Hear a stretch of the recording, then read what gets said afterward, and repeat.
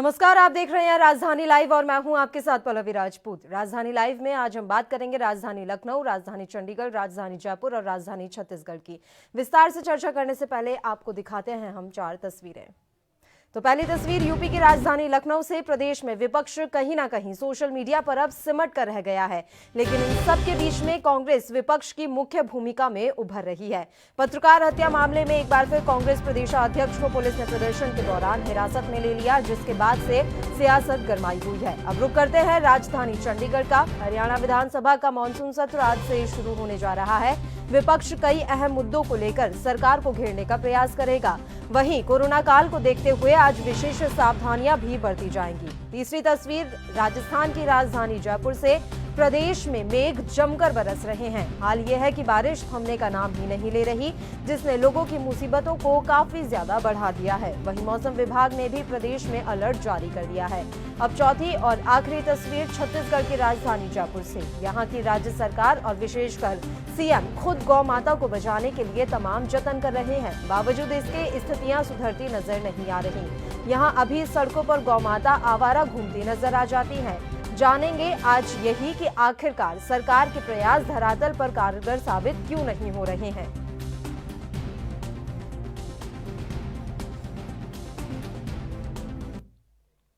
और चलिए शुरुआत करते हैं राजधानी लखनऊ की खबर से। उत्तर प्रदेश में आजमगढ़ में दलित प्रधान की हत्या का मामला हो या फिर बलिया में पत्रकार की हत्या का मामला, यूपी की विपक्षी पार्टियां केवल सोशल मीडिया तक ही सिमट कर रह गई हैं, या यूं कहें कि विपक्ष सो रहा है। दरअसल एक दौर था जब उत्तर प्रदेश में समाजवादी पार्टी की सरकार थी और किसी भी घटना पर बीजेपी के नेता तत्काल पहुंचते थे या पहुंचने का प्रयास करते थे और अरेस्ट भी किए जाते थे। लेकिन अब जब बड़ी घटनाएं हो रही हैं, कानून व्यवस्था पर सवाल खड़े हो रहे हैं, तो आज विपक्ष में आई समाजवादी पार्टी या फिर बहुजन समाजवादी पार्टी के नेता कार्यकर्ता केवल और केवल ट्वीट कर रहे हैं।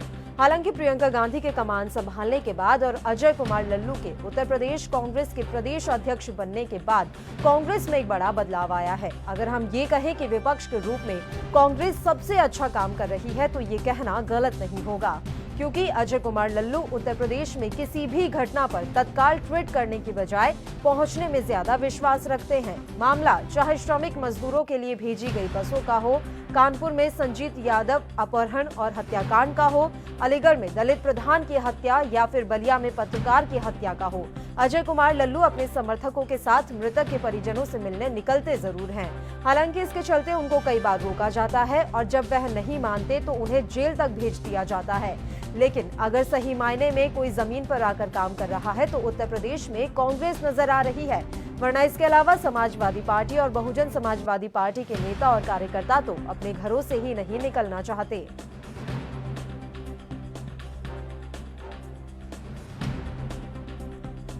तो यूपी में विपक्ष के रूप में इस समय कांग्रेस अपनी अच्छी भूमिका निभा रही है। बात अगर समाजवादी पार्टी और बहुजन समाजवादी पार्टी की करें तो कहीं ना कहीं अभी ये पार्टियां सिर्फ ट्वीट पर आकर सिमट गई हैं। सोशल मीडिया पर ही प्रदर्शन किए जाते हैं, सोशल मीडिया के जरिए ही अपना विरोध जताया जाता है। जबकि अगर हम नजर डालें तो यूपी में इस समय अपराध चरम पर हैं। लगातार हत्या, बलात्कार, लूट, अपहरण जैसी घटनाएं सामने आ रही हैं। बावजूद इसके जिस तरह की भूमिका निभानी चाहिए विपक्ष को, उस भूमिका में अभी समाजवादी पार्टी और बहुजन समाजवादी पार्टी अभी नहीं आ पा रहे हैं। बात कांग्रेस की करें तो जब से प्रियंका गांधी ने कांग्रेस की कमान संभाली है, यूपी कांग्रेस की कमान संभाली है और कांग्रेस का प्रदेशाध्यक्ष अजय कुमार लल्लू को बनाया गया है, तब से कांग्रेस काफी एक्शन मोड में है। जब भी इस तरह की कोई घटना होती है तो अजय कुमार लल्लू सिर्फ सोशल मीडिया पर ट्वीट करके नहीं रह जाते, वो सड़क पर निकल पड़ते हैं, कभी प्रदर्शन के लिए तो कभी पीड़ित परिवारों से मिलने के लिए। और इस दौरान उन्हें काफी बार रोका भी जाता है। काफी बार बहस की तस्वीरें भी हम देखते हैं कि किस तरह से वो पुलिस कर्मियों से उलझते हुए नजर आते हैं। और कई बार ऐसा भी हुआ है, कई दफे ऐसा हुआ है कि अजय कुमार लल्लू को हिरासत में तक ले लिया जाता है। बावजूद इसके अजय कुमार लल्लू या फिर कांग्रेस रुकती नहीं है और मोर्चा साधे खड़ी रहती है। इस खबर पर ज्यादा जानकारी के साथ हमारे संवाददाता पुनीत मोहन लखनऊ से लाइव इस समय हमारे साथ जुड़े हुए हैं। पुनीत, पूरी जानकारी हम आपसे चाहेंगे। देखिए, अजय कुमार लल्लू कल भी निकले थे, पत्रकार हत्या के बाद वो सड़क पर निकले पीड़ित परिवारों से मिलने के लिए, लेकिन उन्हें हिरासत में ले लिया गया। कहीं ना देखा जाए तो ये कहना बिल्कुल गलत नहीं होगा कि विपक्ष की भूमिका असल में सिर्फ कांग्रेस निभा रही है।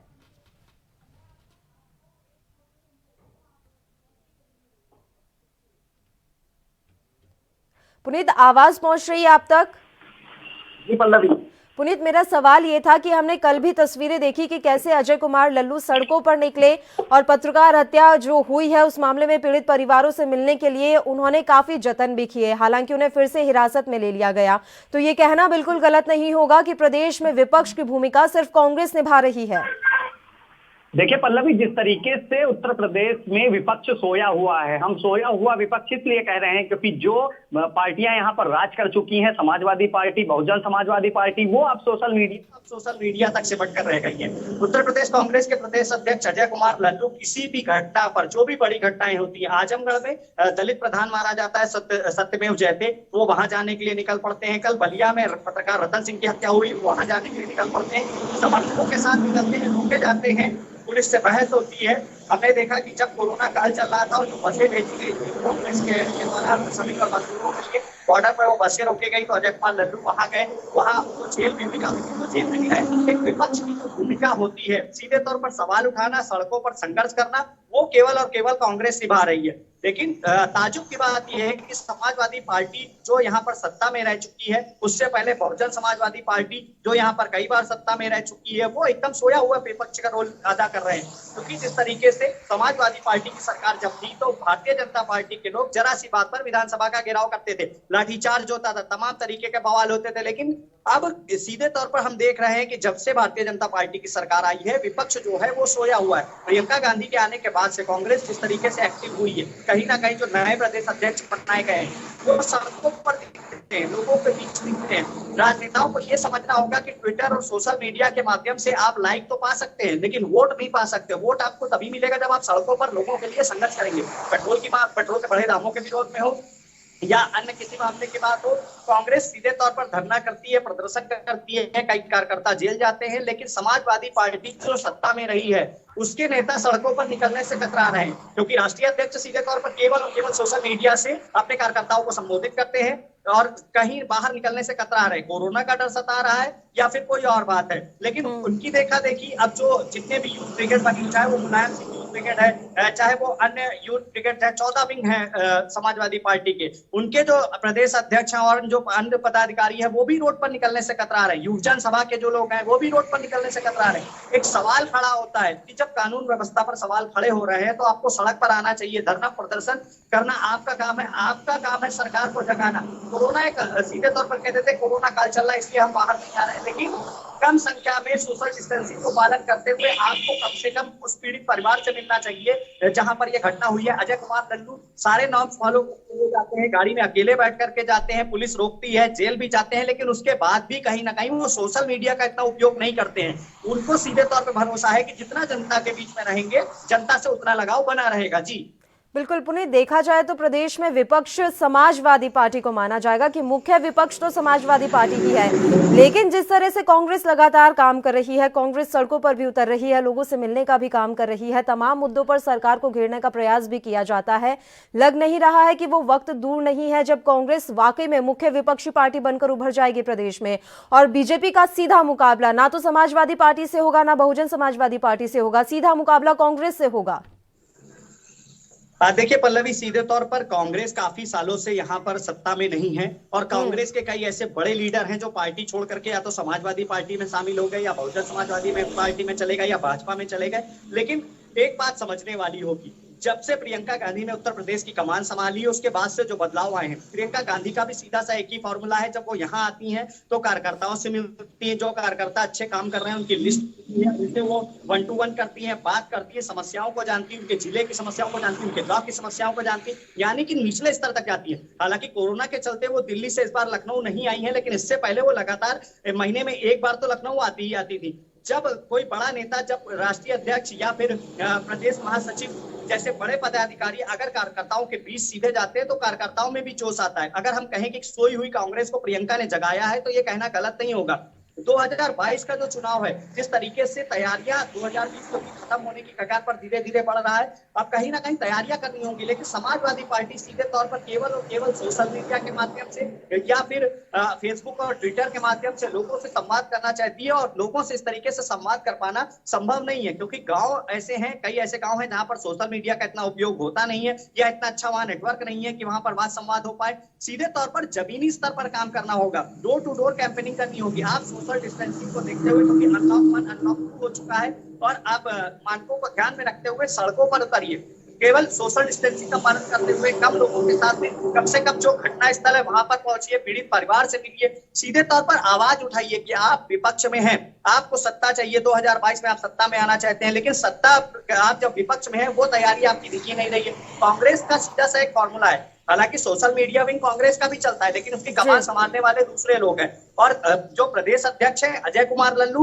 वो सोशल मीडिया पे ज्यादा भरोसा ना करके लोगों के बीच रहना ज्यादा पसंद करते हैं। किसी भी घटना पर अजय कुमार लल्लू लखनऊ से तुरंत निकल लेते हैं, रास्ते में रोके जाते हैं, पुलिस से बहस की भी हमने तस्वीरें देखी हैं, कई बार जेल भी गए। और उनकी इसी रणनीति के चलते कांग्रेस इस समय चर्चा में भी है, लगातार कांग्रेस चर्चा में बनी रहती है और कांग्रेस मजबूत होती हुई भी प्रदेश में नजर आ रही है। बहुत बहुत शुक्रिया पुनीत मोहन, तमाम जानकारी आपने हम तक पहुंचाई। तो लखनऊ से ये खबर हम आप तक पहुंचा रहे हैं, राजधानी लखनऊ से, कि किस तरह से अब प्रदेश में कांग्रेस एक मजबूत भूमिका में आती जा रही है। लगातार अजय कुमार लल्लू की सक्रियता कांग्रेस को प्रदेश में मजबूत करने का काम कर रही है। और चलिए अब रुक करते हैं राजधानी चंडीगढ़ का। आज दोपहर 2 बजे से हरियाणा विधानसभा सत्र की कार्यवाही शुरू हो जाएगी, जिसमें विपक्ष कई बड़े मुद्दों को लेकर सत्ता पक्ष को घेरने का प्रयास करेगा। सत्र से पहले बीएसई की बैठक सुबह 11 बजे विधानसभा सत्र की अवधि पर चर्चा होती हुई नजर आएगी। विधानसभा का मानसून सत्र 26 अगस्त को दोपहर 2 बजे होने वाला है। और आपको बता दें कि इस दौरान कोविड-19 के चलते केंद्रीय गृह मंत्रालय द्वारा जारी दिशा निर्देशों की पालना भी पूरी तरह से की जाएगी और सोशल डिस्टेंसिंग को बनाए रखकर सदन का संचालन किया जाएगा। विधानसभा में आने वाले सभी विधायकों की कोविड टेस्ट की रिपोर्ट प्राप्त हो चुकी है। मुख्यमंत्री मनोहर लाल खट्टर, जो सदन के नेता भी हैं, और विधानसभा अध्यक्ष ज्ञानचंद गुप्ता सहित 6 विधायकों की कोरोना रिपोर्ट पॉजिटिव आई है, जिसमें परिवहन मंत्री मूलचंद शर्मा, विधायक रामकुमार कश्यप, असीम गोयल और लक्ष्मण नापा शामिल हैं। इनकी रिपोर्ट पॉजिटिव आई है। खैर, ये देखने वाली बात होगी कि किस तरह से आज विधानसभा की कार्यवाही चलती है। तमाम ऐसे अहम मुद्दे हैं जिन पर चर्चा होनी है। वहीं विपक्ष भी पूरी तरह से तैयार नजर आ रहा है। विपक्ष तमाम मुद्दों को लेकर सरकार को घेरने का प्रयास करेगा। कई ऐसे मुद्दे विपक्ष ने अपने पास रखे हुए हैं जिनको लेकर आज सत्ता पक्ष को घेरने का पूरा प्रयास किया जाएगा। वहीं जैसा कि केंद्रीय गृह मंत्रालय के द्वारा गाइडलाइन जारी की गई है कोरोना को लेकर, उन तमाम गाइडलाइन को फॉलो करते हुए ही आज विधानसभा सत्र की कार्यवाही की जाएगी। हमारे संवाददाता हमारे साथ जब जुड़ेंगे तो उनसे पूरी जानकारी लेंगे कि किस तरह से विधानसभा में क्या कुछ व्यवस्था की गई है। चंडीगढ़ से हमारे संवाददाता विनीत कपूर इस खबर पर ज्यादा जानकारी के साथ इस समय लाइव हमारे साथ जुड़े हुए हैं। विनीत, पूरी जानकारी मैं आपसे चाहूंगी। आज देखिए, हरियाणा विधानसभा सत्र की कार्यवाही शुरू होनी है दोपहर 2 बजे से। किस तरह से क्या कुछ व्यवस्थाएं की गई हैं आज? बिल्कुल, देखिए पल्लवी, सीधे तौर पर अगर हम हरियाणा विधानसभा का जो ये मानसून सत्र शुरू हो रहा है इसकी बात करें तो 2 बजे सत्र की कार्रवाई जो है वो शुरू हो जाएगी। हालांकि उससे पहले जो बिजनेस एडवाइजरी कमेटी की मीटिंग है वो भी विधानसभा परिसर के अंदर सुबह 11 बजे होती हुई नजर आएगी, जिसमें विधानसभा सत्र की अवधि तय हो पाएगी कि आखिर ये सत्र जो है कितने दिन का बुलाया जाए। क्योंकि अब जिस तरह से मुख्यमंत्री मनोहर लाल खट्टर जो हैं वो पॉजिटिव आ चुके हैं, इसके अलावा कई और विधायक जो हैं वो पॉजिटिव आ चुके हैं।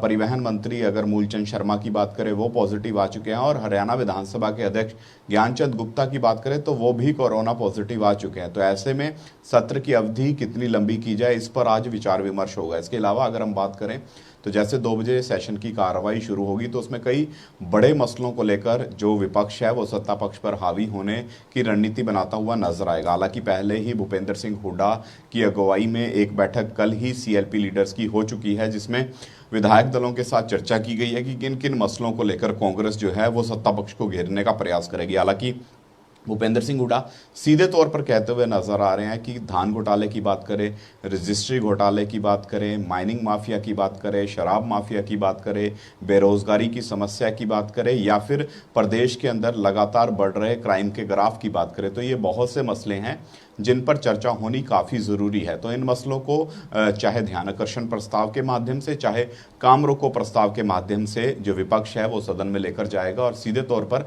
सत्ता पक्ष से सवाल करता हुआ नजर आएगा। तो इस तरह की रणनीति बनाई हुई है। इसके अलावा ये भी कहा जा रहा है कि सदन के अंदर, सदन के बाहर दोनों जगह जो है हंगामा देखने को मिल सकता है पल्लवी। और अगर बड़े मसले की बात करें तो जिस तरह से विपक्ष के सवालों का जवाब देने के लिए सत्ता पक्ष ने भी एक प्रॉपर रणनीति बनाई है। दुष्यंत चौटाला खुद कहते हुए नजर आ रहे हैं कि प्रदेश के युवाओं को प्रदेश के सभी प्राइवेट और सरकारी संस्थानों में नौकरी देने के लिए जो 75% आरक्षण का बिल है वो सदन में ला सकते हैं। इसके अलावा चुनावों की बात करें तो जो पंचायती चुनाव है उसमें महिलाओं की भागीदारी भी 50% हो, इसको लेकर एक बिल जो है वो सदन में लाया जा सकता है। इसके अलावा राइट टू रिकॉल का अधिकार जो है वो पंचायती चुनाव में जनता को मिले, इसको लेकर एक बिल लाया जा सकता है, जिसमें सीधे तौर पर एक कंडीशन होगी कि अगर किसी गांव का सरपंच या जो वहां के पंचायत मेंबर है अगर सही ढंग से काम नहीं कर रहे तो फिर जनता के पास अधिकार होगा उस सरपंच को बदलने का। 1 साल के कार्यकाल के बाद ये मोशन जो है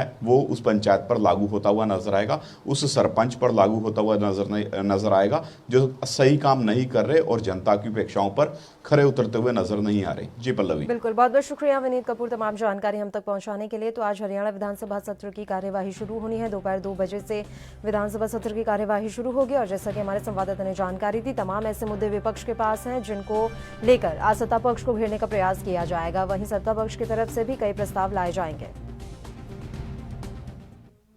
राजधानी लाइव में फिलहाल एक छोटे से ब्रेक के लिए हम यहां रुक रहे हैं, फौरन हाजिर होंगे।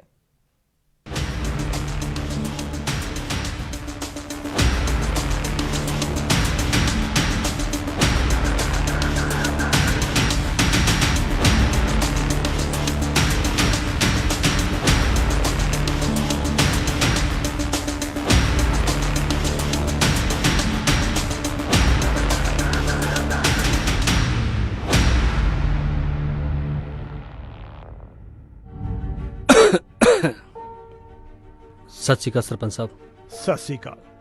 ਹੋ ਕੀ ਗੱਲ ਸ਼ਿੰਦਰ ਸਿਆ, ਬੜੀ ਖੰਘ ਲੱਗੀ ਹੈ? ਖੰਘ ਨੇ ਤਾਂ ਮੇਰੇ ਵਾਟੀ ਕੱਢੇ ਪਏ ਨੇ। ਫਿਰ ਤੂੰ ਕਿਤੇ ਟੈਸਟ ਨਹੀਂ ਕਰਾਇਆ? ਕਰਾਇਆ ਸੀ ਸਰਪੰਚ ਸਾਹਿਬ, ਆਹ ਪਿੰਡ ਵਾਲੇ ਡਾਕਟਰ ਤੋਂ ਦਵਾਈ ਲੈ ਕੇ ਆਇਆ ਸੀ। ਦੇਖ ਭਾਈ, ਫਿਰ ਤਾਂ ਤੈਨੂੰ ਹਸਪਤਾਲ ਜਾ ਕੇ ਕਰੋਨਾ ਦਾ ਟੈਸਟ ਕਰਾਉਣਾ ਚਾਹੀਦਾ। ਕਰੋਨਾ? ਮੈਨੂੰ ਸਰਪੰਚ ਸਾਹਿਬ? ਨਾ ਤਾਂ ਮੇਰੇ ਕੋਲ ਕੋਈ ਆਇਆ ਤੇ ਨਾ ਮੈਂ ਕਿਸੇ ਕੋਲ ਗਿਆ। ਓਏ ਅੱਜ ਕੱਲ ਕਰੋਨਾ ਕਿਸੇ ਨੂੰ ਵੀ ਹੋ ਸਕਦਾ। ਆ ਦੇਸ਼ ਵਿੱਚ ਆਲੇ ਦੁਆਲੇ ਨੇੜੇ ਤੇੜੇ ਕਰੋਨਾ ਦੇ ਕਿੰਨੇ ਮਾਮਲੇ ਆ ਰਹੇ ਨੇ। ਖੰਘ, ਜ਼ੁਕਾਮ ਤੇ ਆ ਗਲੇ ਦਾ ਦਰਦ, ਇਹ ਵੀ ਉਸੇ ਦੇ ਲੱਛਣ ਨੇ। ਹੁਣ ਕੀ ਕੀਤਾ ਜਾ ਸਕਦਾ? ਤੁਰੰਤ ਹਸਪਤਾਲ ਜਾਓ ਜਾਂ ਮੈਡੀਕਲ ਹੈਲਪਲਾਈਨ 104 ਨੂੰ ਸੰਪਰਕ ਕਰੋ। ਕਰੋਨਾ ਦੇ ਲੱਛਣ ਨੂੰ ਲੁਕਾਉਣਾ ਜਾਂ ਲੱਛਣਾਂ ਦਾ ਪਤਾ ਹੁੰਦਿਆਂ ਸੁਣਦਿਆਂ ਵੀ ਡਾਕਟਰੀ ਸਹਾਇਤਾ ਵਿੱਚ ਦੇਰੀ ਇਹ ਤੁਹਾਡੀ ਜਾਨ ਲਈ ਬਹੁਤ ਘਾਤਕ ਸਿੱਧ ਹੋ ਸਕਦੀ ਹੈ। ਜਦੋਂ ਇਹ ਲੱਛਣ ਦਿਸਣ ਫੌਰਨ ਆਪਣਾ ਟੈਸਟ ਕਰਾਓ। ਮੈਂ ਹੁਣੇ ਜਾਣਾ ਤੇ ਟੈਸਟ ਕਰਵਾਉਣਾ। ਸੁਚੇਤ ਰਹੋ, ਕਰੋਨਾ ਤੋਂ ਬਚੋ।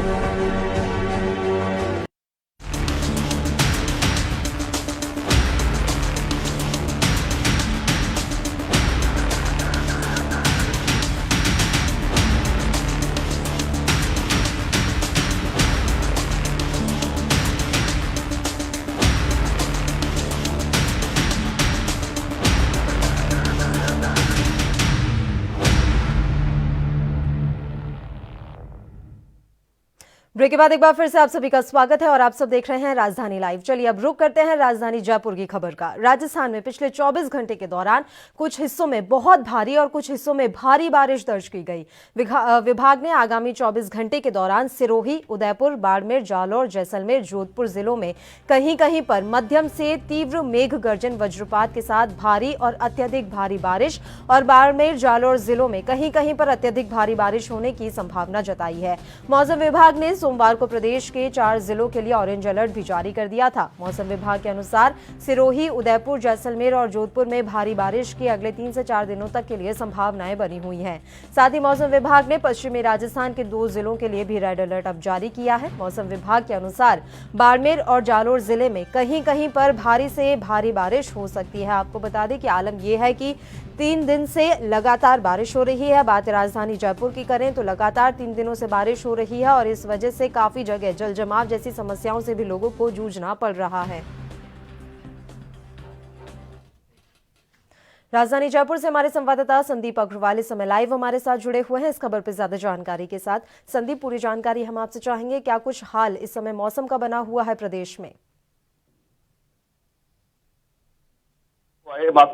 मानसून को आए हुए रास्ता में दस्तक दिए हुए, लेकिन पिछले शुरुआती दिनों में मानसून सक्रिय नहीं रहा, लेकिन अब जमकर बरस रहा है और अपना तीव्रता जो है वो दिखा रहा है। वहीं पे मौसम विभाग की बात करें तो मौसम विभाग ने 4 जिलों में रेड अलर्ट जारी कर दिया है, वहीं पे ऑरेंज अलर्ट जारी किया है। वहीं पे 2 जिले ऐसे हैं जहाँ पे भारी से भारी बारिश की चेतावनी दी है, अलर्ट जारी कर दिया गया है मौसम विभाग द्वारा। और सबसे बड़ी बात यह है कि जो चंबल नदी है उसमें खतरे के निशान से 2 मीटर ऊपर तक पानी आ चुका है, उसके सभी गेट खोल दिए गए हैं। जो बांध है, बीसलपुर बांध है, वहां पे 58% पानी आ गया है। और सबसे ज्यादा राहत कार्य की बात करें तो मुख्यमंत्री अशोक गहलोत लगातार मॉनिटरिंग कर रहे हैं और 8 सदस्यीय टीम गठित की गई है। पिछले दिनों करती थी, क्योंकि पिछले दिनों जयपुर में जो बाढ़ के हालात हुए थे, भारी बारिश आई थी, उस समय ही उन्होंने घोषित कर दी थी, जो अभी तक बनी हुई है। लगातार समीक्षा बैठक चल रही है। और पहले भी बता दो, सबसे बड़ी बात यह है कि जो आज की बात करें तो 69 प्रदेश के 69 जिले हैं जहां पे जलमग्न होने की संभावना मौसम विभाग ने बताई है और उन्हें red alert, high red alert जारी कर दिया गया है।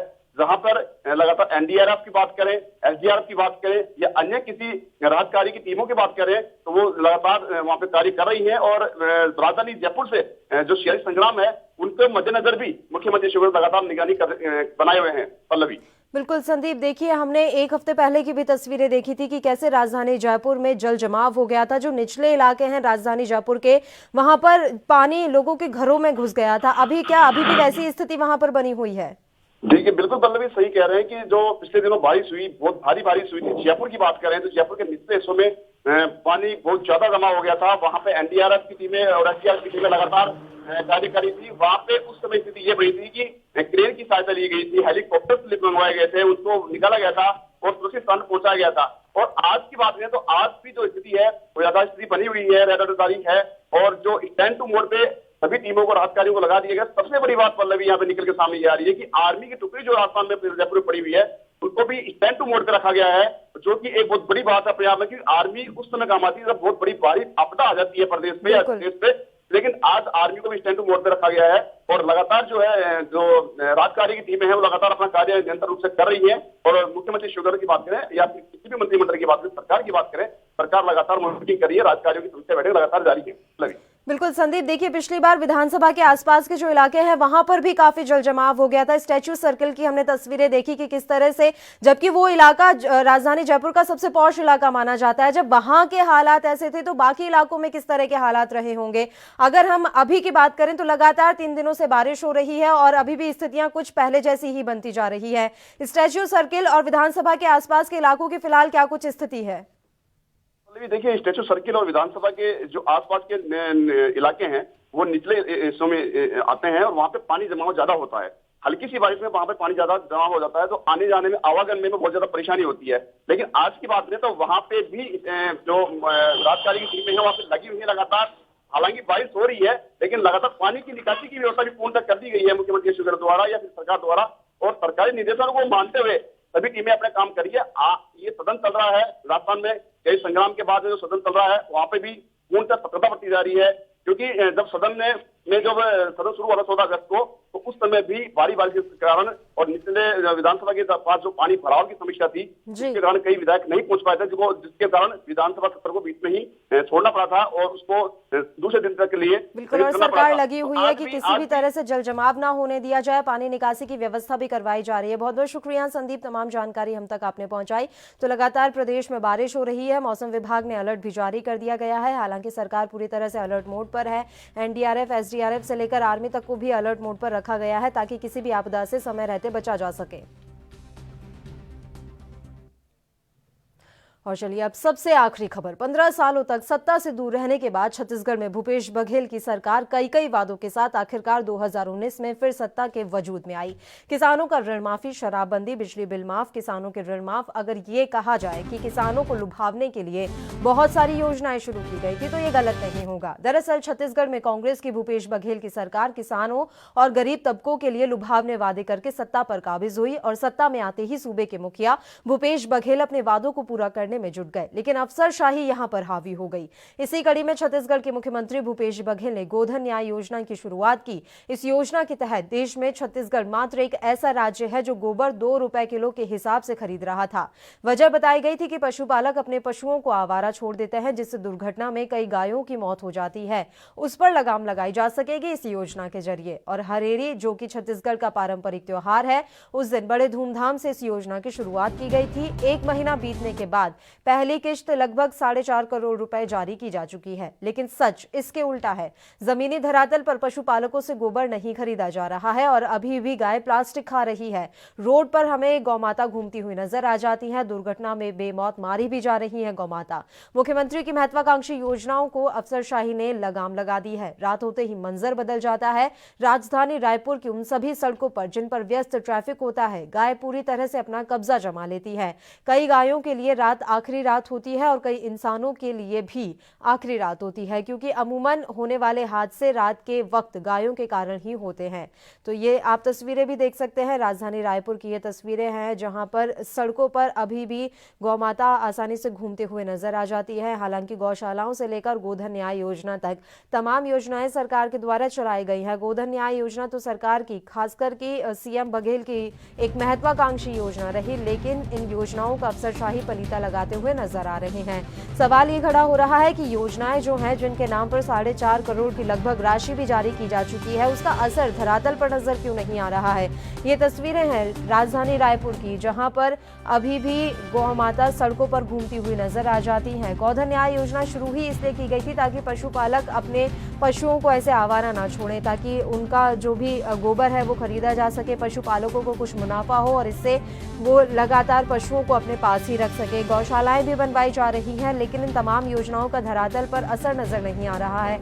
अभी भी गौ माता जो है दुर्घटना में बेमौत मारी जाती है। प्लास्टिक खाने से जब प्लास्टिक उनके गले में अटक जाता है तो भी दम घुटने से उनकी मौत हो जाती है। हमारे संवाददाता जरीन सिद्दीकी लाइव इस समय हमारे साथ जुड़े हुए हैं इस खबर पर ज्यादा जानकारी के साथ। जरीन सिद्दीकी, पूरी जानकारी हम आपसे चाहेंगे। गोधन न्याय योजना से लेकर गौशाला निर्माण तक तमाम कार्य किए जा रहे हैं सरकार की तरफ से, लेकिन धरातल पर उनका असर नजर नहीं आ रहा है। अभी भी गौ माता सड़कों पर आराम से घूमती हुई दिखाई दे रही हैं। जी, मैं आपको बताना चाहूंगा कि एक बेहद अहम योजना थी गोधन न्याय योजना। अगर इसको धरातल पे सही तरीके से उतारा जाता तो न सिर्फ गायों को भरपेट खाना मिलता, बल्कि जो रोड पे गाय घूमती है, उनका एक्सीडेंट होता है, वो पूरी तरह से खत्म हो जाता। हरेली पे अभी 1 सप्ताह करीब हुआ है बीते। हरेली के दिन पारंपरिक त्योहार जो है छत्तीसगढ़ का, उसमें इस योजना की शुरुआत की गई थी, जिसके तहत 2 रुपए प्रति किलो के हिसाब से पशुपालकों से गोबर खरीदा जाना था और उसके बाद उसको कंपोस्ट करके खाद के रूप में परिवर्तित करके सरकार 8 रुपए किलो के हिसाब से खाद किसानों को बेचने वाली थी। लेकिन योजना अफसरशाही या लाल फीताशाही के डर की वजह से अभी शुरुआती दौर पे दम तोड़ते नजर आ रही है। आपको मैं बताना चाहूंगा कि सिर्फ राजधानी रायपुर में तकरीबन 50 से ज्यादा गायों की मौत हो जाती है। बिल्कुल, जब राजधानी की यह हाल है तो राज्य के अन्य जिलों के क्या हाल होंगे इसका अंदाजा लगाया जा सकता है। और आपकी बात सही है, अफसरशाही काफी हावी हो रही है और सरकार को देखना होगा कि कैसे ये योजनाएं वाकई में धरातल पर लोगों को लाभ पहुंचाएं। आपका बहुत बहुत शुक्रिया जरीन सिद्दीकी तमाम जानकारी हम तक पहुंचाने के लिए। तो छत्तीसगढ़ का ये पूरा मामला, पूरे प्रदेश में ऐसे ही हाल है जहां योजनाएं अभी धरातल पर लागू होती हुई नजर नहीं आ रही हैं। और राजधानी लाइव में फिलहाल के लिए इतना ही। मुझे दीजिए इजाजत। देश प्रदेश की तमाम ताजा खबरों के लिए आप बने रहिए हमारे साथ। नमस्कार।